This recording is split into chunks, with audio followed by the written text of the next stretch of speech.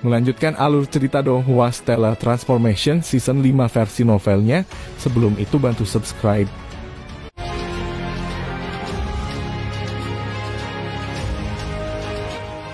Saat ia melihat ruang tak terbatas dalam alam Jianglan, Qin Yu menarik napas dalam-dalam. Sudah waktunya bagiku untuk keluar. Saya harus lebih berhati-hati kali ini, setidaknya saya perlu mengubah penampilan saya. Qin Yu mengubah penampilannya. Rambut panjangnya berubah menjadi rambut pendek sepanjang 3 inci. Gaun hitamnya juga telah berubah menjadi pakaian ketat berwarna biru. Penampilannya menjadi sedikit lebih kuat. Di saat yang sama dia juga membuat fitur wajahnya menjadi sedikit lebih kasar dan galak. Setelah mempersiapkan segalanya, Qin Yu bersiap untuk meninggalkan alam Jianglan. Ada yang memantau, Qin Yu dapat dengan jelas merasakan energi jiwa dari 2 individu yang menyapu pasir yang telah berubah menjadi alam Jianglan. Yang satu adalah Kaisar Abadi sedangkan yang lainnya adalah Kaisar Iblis. Kekuatan mereka tampaknya berada di sekitar level 2 atau 3 level Kaisar Abadi.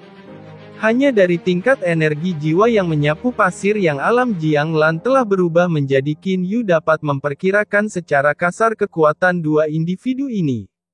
Setelah Qin Yu menggumamkan itu pada dirinya sendiri, dia merasa tidak ada pilihan yang lebih baik.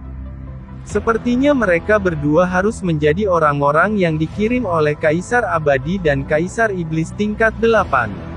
Menuju 2 tingkat 8 Kaisar Abadi dan Kaisar Iblis. Setelah merenungkan secara mendalam, Qin Yu telah menentukan bahwa ada 80% kemungkinan bahwa mereka adalah Sue Tiannya dan Kaisar Yu.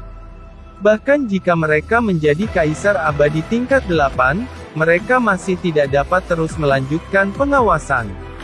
Mereka tidak dapat melanjutkan dan telah memutuskan untuk membiarkan bawahan mereka melakukannya. Qin Yu tiba-tiba menyadari bahwa salah satu kesadaran abadi tiba-tiba menghilang. Saya harap keduanya tidak bekerja satu sama lain.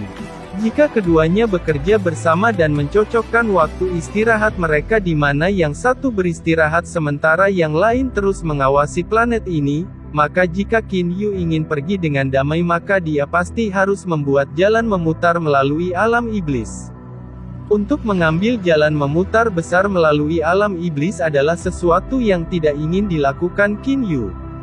Qin Yu sangat yakin bahwa Kaisar Abadi tingkat 8 dan Kaisar Iblis tingkat 8 yang mencoba membunuhnya bersaing satu sama lain. Jadi bagaimana mereka bisa bekerja sama? Dengan ide ini dalam pikirannya, Qin Yu memutuskan untuk menunggu dan melihat. Dia mulai menunggu dan menunggu sebulan penuh. Setelah sebulan berlalu, Qin Yu dengan bersemangat menemukan bahwa sebenarnya tidak ada kesadaran abadi atau kesadaran iblis yang memantau dunia luar. Qin Yu tidak tahu bahwa setiap tahun Kaisar Abadi dan Kaisar Iblis yang menjaga planet ini harus beristirahat selama sebulan.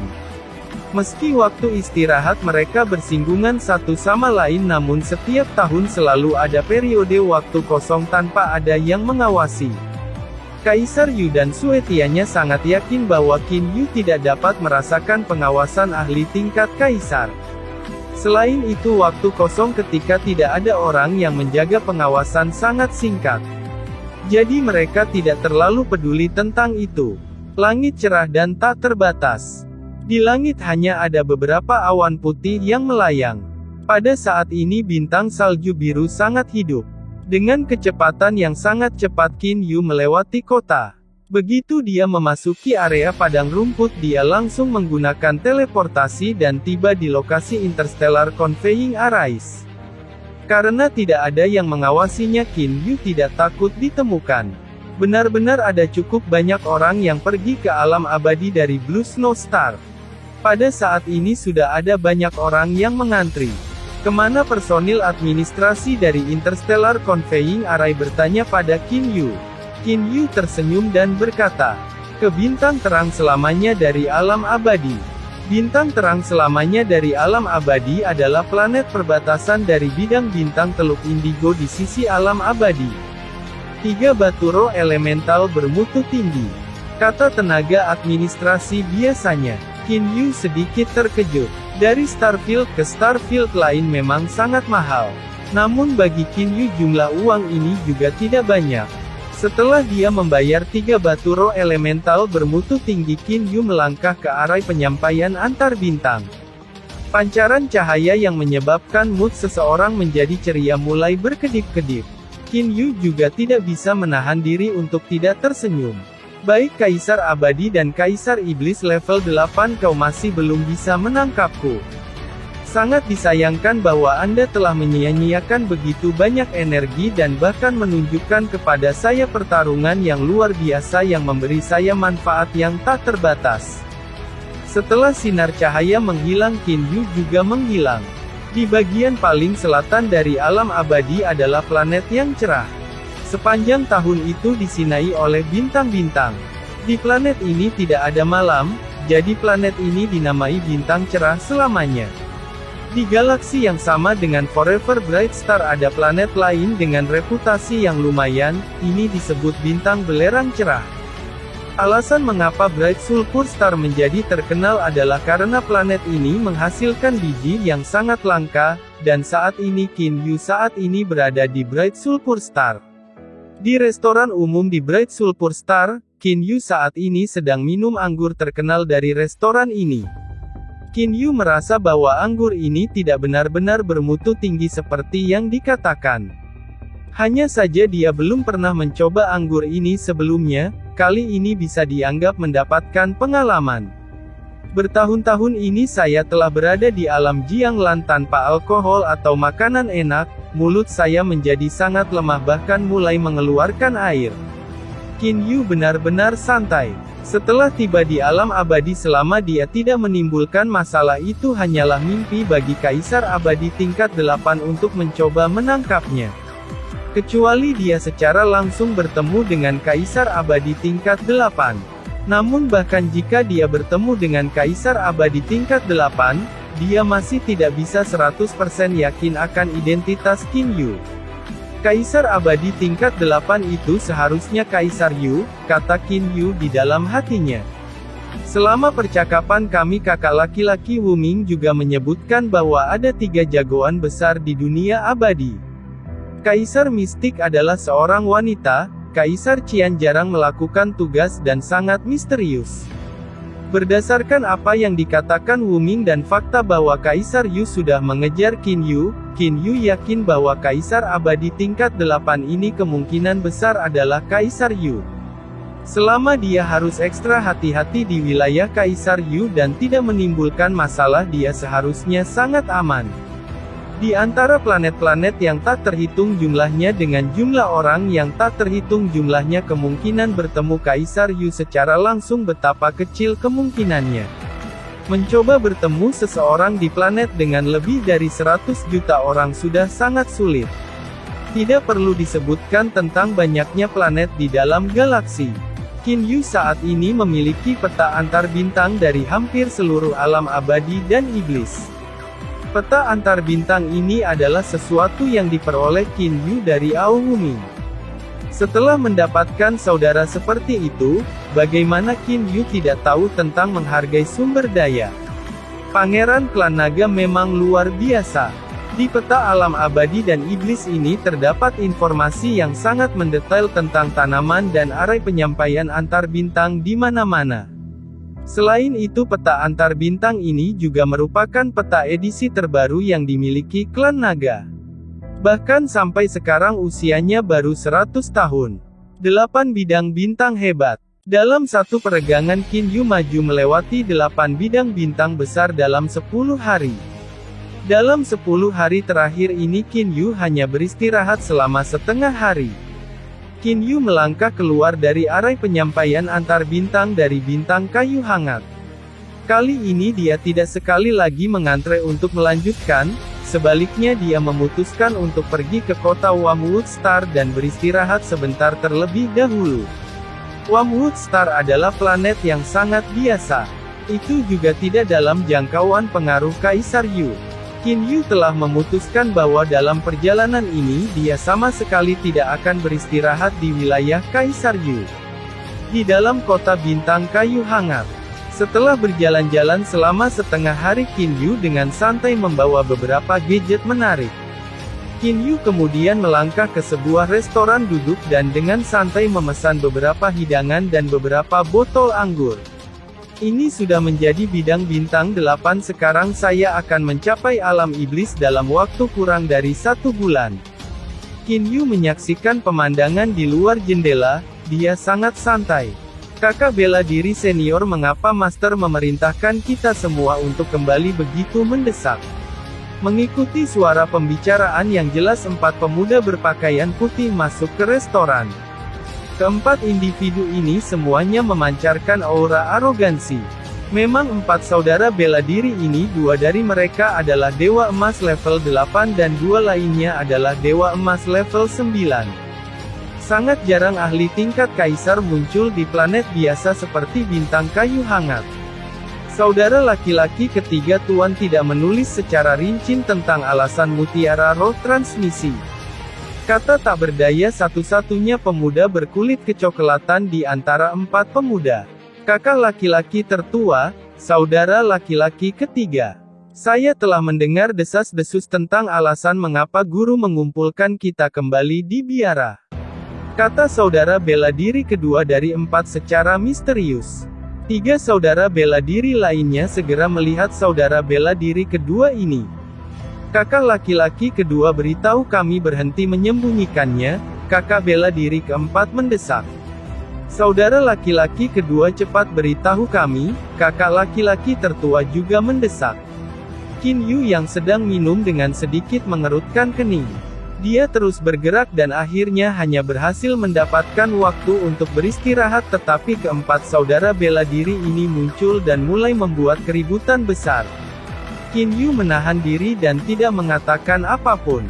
Sebenarnya saya juga kurang yakin, tapi saya tahu bahwa kali ini Master Sekte sangat senang dan bahkan mengundang 2 kaisar abadi untuk merayakannya. Kata saudara bela diri kedua dengan bangga dengan wajah memerah. Level 9 Golden Immortal hanya selangkah lagi dari Immortal Emperor level 1. Namun para ahli yang tak terhitung jumlahnya terjebak di ambang level 9 Golden Immortal dan tidak dapat melangkah lebih jauh. Hanya dengan melihat berapa banyak Dewa Emas level 9 dan berapa banyak Kaisar Abadi tingkat 1 yang ada di Sekte Pedang Giok sudah cukup untuk menunjukkan dengan tepat betapa sulitnya melewati langkah ini. 2 kaisar abadi yang mana? 3 saudara bela diri lainnya menjadi penasaran. Kakak laki-laki kedua ini perlahan-lahan mengambil sedikit anggurnya. Hanya ketika 3 saudara bela diri lainnya menjadi begitu cemas sehingga mereka ingin memukulinya barulah dia berbicara. Kedua kaisar abadi ini salah satunya adalah salah satu dari 18 kaisar di bawah Yang Mulia Kaisar Abadi Yufan. Kaisar Abadi Yufan, mata saudara bela diri keempat bersinar. Saya telah mendengar bahwa Kaisar Abadi Yufan sangat kuat. Saat itu ada kekuatan kecil yang tidak menghormati Yang Mulia Kaisar Abadi Yufan, dengan teknik segel kipas surgawi membunuh 3 kaisar abadi yang hebat secara berurutan. Kekuatannya begitu kuat sehingga langsung menghancurkan bumi. 18 kaisar, tangan kiri Qin Yu yang memegang cangkir anggurnya sedikit berhenti. Bukankah Kaisar Yu memiliki 18 kaisar yang bekerja di bawahnya? Mungkinkah keempat saudara bela diri ini adalah anak buah Kaisar Yu? Karena menyangkut Kaisar Yu, Qin Yu tidak dapat menahan diri dan mulai memusatkan perhatiannya pada obrolan keempat ini. Saudara laki-laki kedua, lalu siapa kaisar abadi yang tersisa? Tanya saudara bela diri keempat. Kakak laki-laki kedua tertawa dan berkata, Kaisar abadi yang tersisa juga bukan orang biasa, dia adalah seseorang yang memiliki peringkat yang sama dengan Master Sekte kami, dari 36 tuan dari lapangan bintang Teluk Indigo Master Sekte Pedang Giok Yu Qingzi. Kaisar abadi Yu Qingzi, dia adalah pedang abadi. Mata saudara bela diri tertua bersinar. Dikatakan bahwa Kaisar Abadi Yu Qingzi ini hanyalah Kaisar Abadi tingkat 1 tetapi kekuatan serangannya sangat tinggi. Yu Qingzi, Qin Yu gemetar di dalam hatinya dan tidak bisa menahan wajahnya untuk menunjukkan sedikit pun kegembiraan. Oh Yu Qingzi, terakhir kali aku tidak berhasil membunuhmu. Aku tidak pernah menyangka bahwa setelah bertahun-tahun ini kamu tidak bersembunyi di Sekte Pedang Giok tetapi malah datang ke alam abadi. Kali ini bahkan surga menginginkanmu mati. Qin Yu selalu menyimpan kematian Hansu di dalam hatinya. Meskipun kematian Hansu adalah bunuh diri, itu juga bunuh diri yang dipaksakan. Dalam hati Qin Yu, orang yang paling ingin dia bunuh adalah dalang dari rencana tersebut, Yu Qingzi. Justru Yu Qingzi yang mengatur rencana untuk mengepung dan memusnahkan Qin Yu. Kali ini Yu Qingzi, kamu pasti akan mati. Qin Yu telah membuat keputusan untuk pergi membunuh Yu Qingzi dulu. Dari apa yang 4 saudara bela diri ini katakan, Yu Qingzi harus bersama 2 kaisar abadi lainnya. Salah satunya adalah salah satu dari 36 raja dan yang lainnya adalah salah satu dari 18 kaisar yang disebut Kaisar Abadi Yufan. Kaisar Abadi Yufan itu agak bermasalah. Namun Immortal Emperor Yufan pasti tidak lebih kuat dari Green Blooded Sword Immortal, dia tidak bisa membunuhku. Qin Yu tidak memiliki rasa takut di dalam hatinya. Namun untuk mengatur semuanya, bukankah dia masih harus merencanakan sedikit? Setidaknya dia harus tahu tentang sekte apa 4 saudara bela diri ini berasal dan di mana lokasinya. Qin Yu mempertimbangkannya dengan hati-hati di dalam hatinya dan tidak dapat menahan diri untuk menampilkan sedikit senyum. Untuk mengundang 2 kaisar abadi untuk merayakan Master Sekte pasti memiliki beberapa masalah eksklusif, kata saudara bela diri ketiga sambil tersenyum. Saat ini mereka juga menantikan untuk kembali. Bagaimanapun mereka bisa melihat 2 kaisar abadi. Segera keempatnya mulai menjadi berisik lagi. Orang-orang lain di restoran itu tidak berani menegur mereka karena keempat orang ini terlalu kuat. Kalian 4 junior lebih baik tenang. Suara yang dalam dan rendah bergema dari sudut restoran. Ekspresi 4 saudara bela diri segera berubah, mereka secara bersamaan melihat ke arah suara itu. Justru Qin Yu yang telah mengubah penampilannya. Kakak laki-laki tertua musuh ini tak terduga, kata saudara bela diri kedua melalui transmisi suara. Bagaimana mungkin saudara bela diri tertua tidak tahu? Tepat ketika keempat saudara perkawinan ini memandang Qin Yu, hati mereka sudah mulai merasa ketakutan. Itu karena mereka menemukan bahwa mereka semua tidak dapat mendeteksi aura Qin Yu dan bahkan akan berpikir bahwa tidak ada orang di sana jika mereka menutup mata. Senior kami berempat junior tidak tahu bahwa senior ada di sini, kami mohon maaf atas kepicikan kami. Kakak laki-laki tertua keluar dan berkata dengan hormat. Dari sekte mana kalian semua? Kata Qin Yu acuh tak acuh saat dia minum anggurnya. Dia bahkan tidak repot-repot melihat 4 bersaudara junior adalah murid dari Sekte Angin Es dari Galaksi Bulan Mengambang. Master Sekte kami adalah Kaisar Abadi Bing Lian. Oh, jadi kamu murid Sekte Bing Lian. Mempertimbangkan kehormatan Bing Lian, saya akan membiarkan masalah ini berlalu. Qin Yu dengan acuh tak acuh berdiri. Kemudian dia tiba di ambang pintu dalam sekejap dan memunggungi keempat saudara yang berperang. Junior, ingatlah di masa depan sebelum kamu mulai membuat keributan di restoran, tentukan dulu siapa yang ada di restoran itu. Ya, keempat saudara bela diri berdiri di sana dengan hormat. Mendengar bagaimana Qin Yu berbicara kepada Kaisar Abadi Bing Lian dengan nada yang akrab dan kekuatan yang bahkan mereka tidak dapat melihat, mereka bertekad bahwa pria yang tak terduga di depan mereka ini adalah seorang ahli tingkat kaisar. Pada saat keempat bersaudara ini mengangkat kepala, Qin Yu sudah menghilang. Hanya pada saat inilah keempat bersaudara itu menghela nafas lega. Galaksi Bulan Mengambang Sekte Angin Es, Qin Yu mengeluarkan slip giok berisi peta yang berisi hampir semua tempat di alam abadi dan iblis. Untungnya saya meminta peta antar bintang ini. Jika itu masih peta sederhana yang saya miliki sebelumnya, maka saya rasa tidak mungkin bagi saya untuk menemukan planet galaksi bulan tempat Sekte Angin Es berada. Qin Yu menggunakan kesadaran abadi untuk menyapu melewati semua planet yang ada di galaksi bulan mengambang. Segera dia menemukan planet tempat Sekte Angin Es berada. Bintang es putih ini adalah planet tempat Sekte Angin Es berada. Planet ini tertutup lapisan es. Dua kota besar di bintang es putih diciptakan langsung oleh para pembudidaya menggunakan kekuatan mereka. Suhu interiornya juga dijaga oleh penghalang sehingga sehangat musim semi. Galaksi bulan terapung tidak jauh dari sini. Bertahun-tahun telah berlalu, tidak perlu terburu-buru selama beberapa hari lagi. Setelah itu Qin Yu menyerahkan biaya dan memasuki arai penyampaian antar bintang. Saat sinar lampu berkedip Qin Yu terus maju.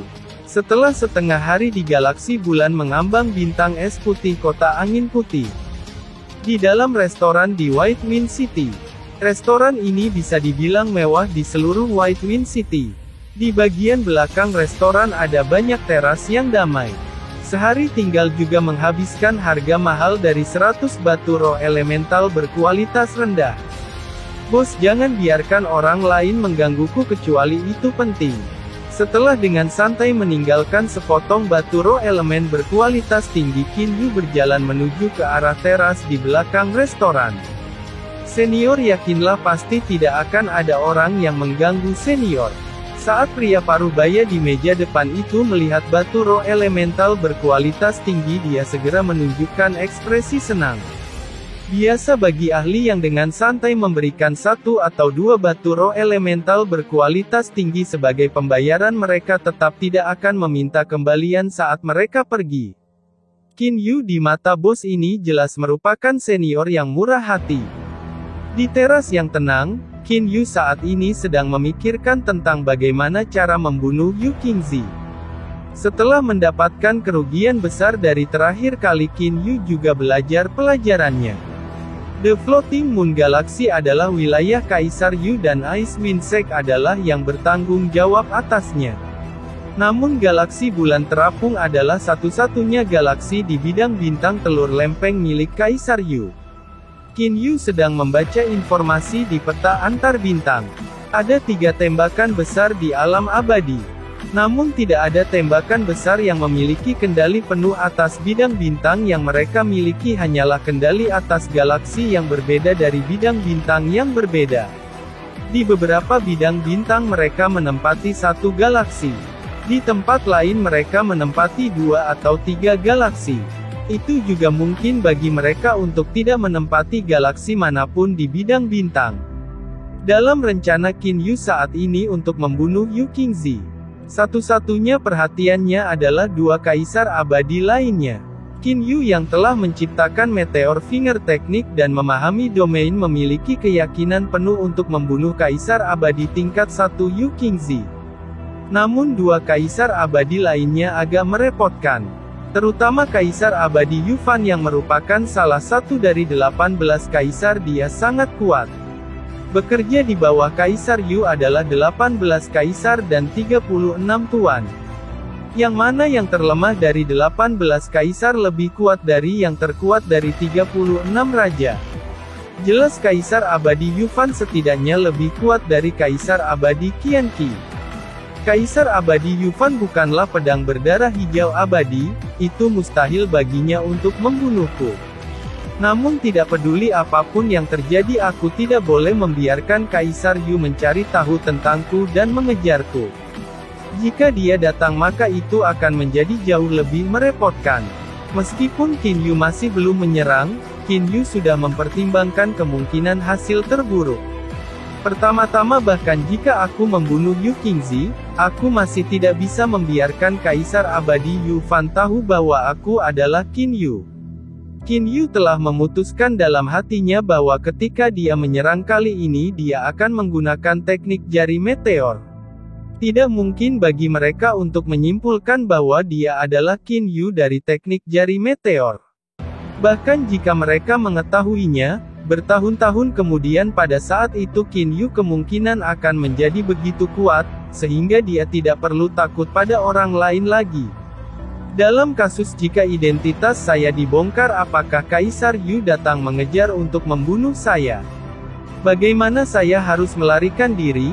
Qin Yu tidak tahu lokasi Kaisar Yu saat ini.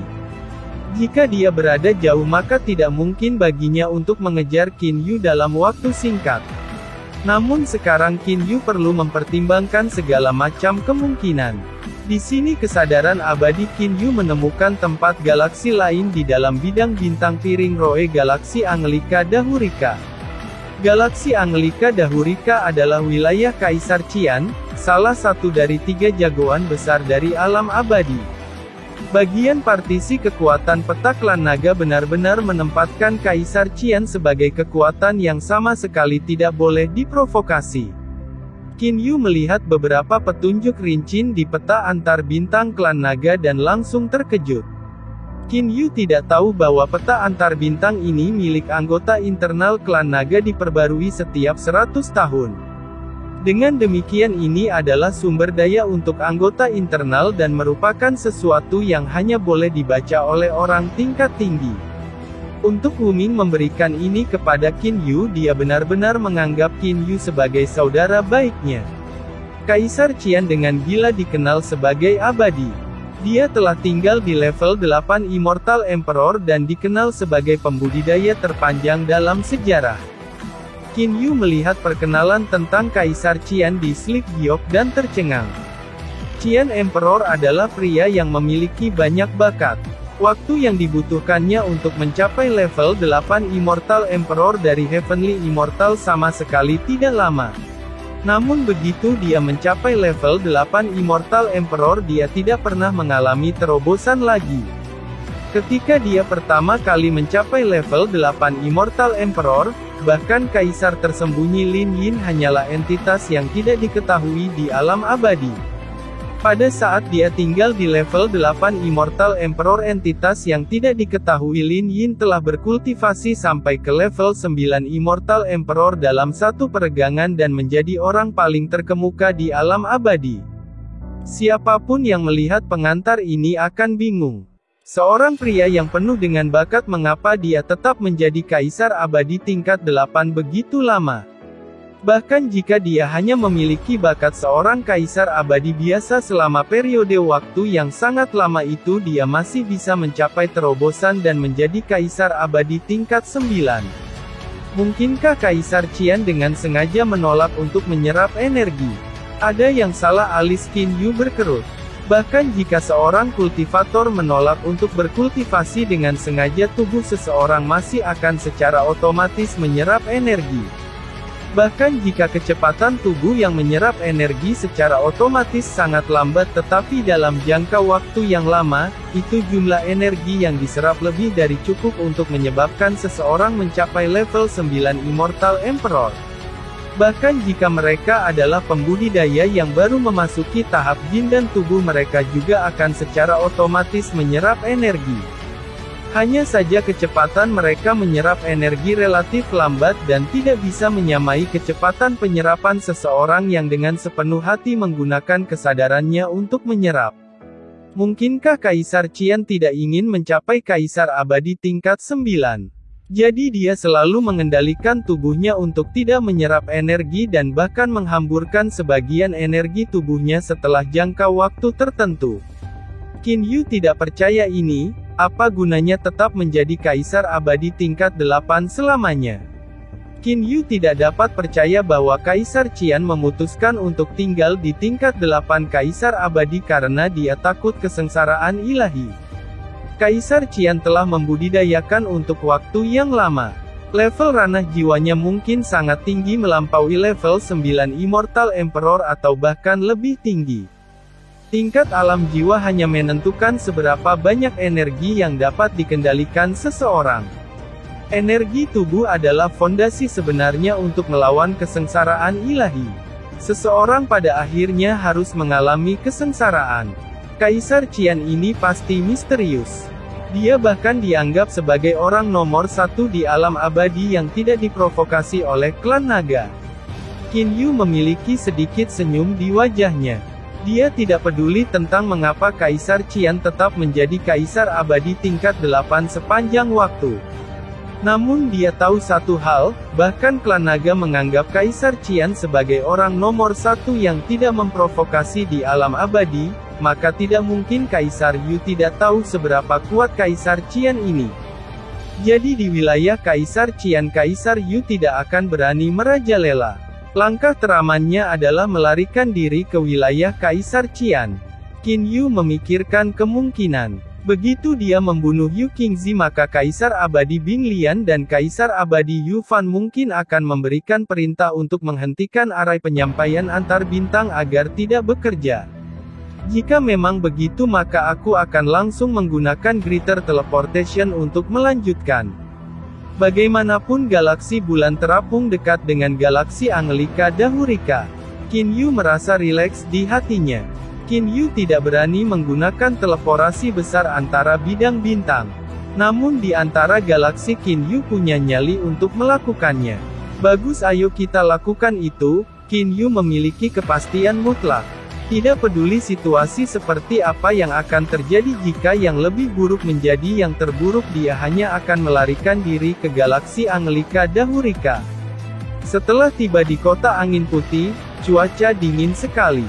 Di bawah kakinya ada es yang tak ada habisnya. Meski matahari bersinar cerah di langit, suhunya masih sangat rendah. Bantalan udara yang dibuat oleh aura energi lapisan secara otomatis muncul di kaki Qin Yu. Menuju es yang menutupi sejauh mata memandang, Qin Yu mulai berlari menuju kota kekaisaran es dengan kecepatan tercepat. Setelah skating sebentar, Qin Yu mulai menggunakan teleportasi. Setelah dia berteleportasi untuk jarak yang jauh, dia mulai meluncur untuk jarak pendek lagi. Setelah dia berteleportasi 3 kali sebelum dia tiba di pintu masuk kota kekaisaran es melalui skating. Kedua penjaga kota kekaisaran es melihat seorang pria di kejauhan dan segera berlari ke arahnya. Kedua penjaga itu tercengang. Jarak antara kota angin putih dan kota kekaisaran es sangat besar. Jika seseorang berseluncur di sini, berapa lama waktu yang dibutuhkan? Sebagian besar orang yang datang ke sini datang dengan teleportasi atau terbang udara berkecepatan tinggi. Benar-benar tidak pernah ada orang yang datang melalui skating. Saudaraku, cepat pergi, itu ahli, teriak salah satu penjaga kepada yang lain. Sebagai penjaga kota kerajaan es, seseorang setidaknya harus memiliki kekuatan Dewa Emas. Dengan demikian mereka memiliki kemampuan untuk membuat penilaian yang cerdas. Qin Yu langsung meluncur ke gerbang kota-kota kekaisaran es. Qin Yu menghembuskan napas perlahan. Dia kemudian mengambil aura di kakinya. Tidak ada es di dalam kota kekaisaran es. Selanjutnya Qin Yu hanya memiliki periode kepolosan kekanak-kanakan. Kota kekaisaran es berkembang pesat, meski tidak sebesar kota angin putih. Komposisi seluruh kota itu sangat rapat dan luar biasa indah. Saat berjalan di jalan kesadaran immortal, Qin Yu pada saat itu dipancarkan dan menutupi seluruh kota kekaisaran es. Di tengah kota kekaisaran es adalah biara sekte angin es. Aula utama biara Icewind Sekte tingginya 99 lantai. Di atas puncak biara ada patung es yang sangat indah dan besar dari seorang wanita cantik. Syarat dengan kebisingan dan kegembiraan, dengan hanya sapuan kesadaran abadi Qin Yu menemukan keaktifan dari Sekte Angin Es. Seolah-olah sesuatu yang menggembirakan sedang terjadi. Seluruh Sekte Angin Es didekorasi dengan lentera dan spanduk berwarna dan semua orang tertawa. Agak merepotkan, Yu Qingzi ini sebenarnya duduk bersama dengan Kaisar Abadi Yu Fan lainnya. Pada saat kesadaran abadi menyapu, Qin Yu telah menemukan para ahli yang terletak di dalam Sekte Angin Es. Ada 4 Kaisar Abadi di Sekte Angin Es. Yang terkuat adalah Kaisar Abadi tingkat 6. Ini pasti Kaisar Abadi Yu Fan, salah satu dari 18 Kaisar di bawah Kaisar Yu. Yang kedua setelah Kaisar Abadi Yu Fan adalah Kaisar Abadi Wanita yang cantik. Penampilan Kaisar Abadi Wanita cantik itu persis sama dengan patung es raksasa wanita cantik itu. Dia kemungkinan besar adalah Master Sekte dari Icewind Sect Immortal Emperor Bing Lian. Orang terkuat ketiga adalah level 1 Immortal Emperor Sword Immortal Yu Qingzi. Adapun Kaisar Abadi terlemah itu adalah seorang anak muda yang baru saja mencapai Kaisar Abadi tingkat 1. Kaisar Abadi Bing Lian dan anak muda itu pasti orang-orang dari Sekte Angin Es. Mereka tinggal di lokasi anggota sekte utama dari Sekte Angin Es. Namun Yu Qingzi dan Kaisar Abadi Yu Fan tinggal di area tamu. Qin Yu menyimpulkan karena lokasi tempat tinggal Yu Qingzi memiliki beberapa puluh orang dan aura mereka semua berbeda dari anggota Sekte Angin Es. Adik bela diri Paman Master bela diri Sekte Muda benar-benar layak disebut jenius. Dia mulai berkultivasi lebih lambat dari kami. Ketika saya adalah Dewa Surgawi Master Sekte Muda masih anak-anak. Dan sekarang Master Sekte Muda telah mencapai tingkat Kaisar Abadi dalam waktu kurang dari 100.000 tahun. Paman Master bela diri Sekte Muda sangat pekerja keras bahkan Master Sekte sendiri sangat senang. Dari apa yang dikatakan Master Sekte telah berseri-seri dengan senyuman beberapa hari terakhir ini. Dua gadis berpakaian putih melewati Qin Yu sambil tertawa dan mengobrol. Tuan Muda Sekte, Qin Yu melanjutkan ke depan. Saat ia terus berjalan Qin Yu menemukan bahwa seluruh kota Kekaisaran Es sedang mendiskusikan tentang pemuda jenius yang telah mencapai Kaisar Abadi tingkat 1 dengan budidaya kurang dari 100.000 tahun, Master Sekte Muda dari Sekte Angin Es Bing Xian. Untuk mencapai level 9 Golden Immortal dalam waktu kurang dari 100.000 tahun tidak layak untuk tercengang. Namun mereka yang berhasil mencapai Kaisar Abadi tingkat 1 sudah cukup untuk disebut jenius. Mendengar semua suara kekaguman dan pujian itu Qin Yu malah memikirkan saudara baiknya Jun Loyu. Jenius Immortal Emperor dia mencapai level 2 Immortal Emperor hanya dalam beberapa ratus tahun. Jaraknya terlalu besar jika dibandingkan dengan saudara laki-lakiku Loyu, Qin Yu menghela nafas. Sebenarnya jumlah waktu yang dibudidayakan Qin Yu bahkan lebih pendek. Hanya saja Qin Yu tidak menganggap dirinya memiliki bakat dan kemampuan karena ia memiliki bantuan dari air mata meteorik. Namun Qin Yu lupa, bahwa kesuksesan banyak orang keberuntungan juga merupakan faktor yang sangat besar. Misalnya Jun Loyu juga memiliki keberuntungan. Qin Yu diam-diam berjalan di jalan. Dia telah memutuskan bahwa begitu dia mencapai jarak yang dekat dengan biara Icewind Gate, itu adalah saat kematian bagi Yu Qingzi dan waktu di mana Qin Yu berjalan adalah saat-saat terakhir bagi Yu Qingzi untuk hidup. Terima kasih sudah menonton. Lanjut di video selanjutnya, jangan lupa subscribe.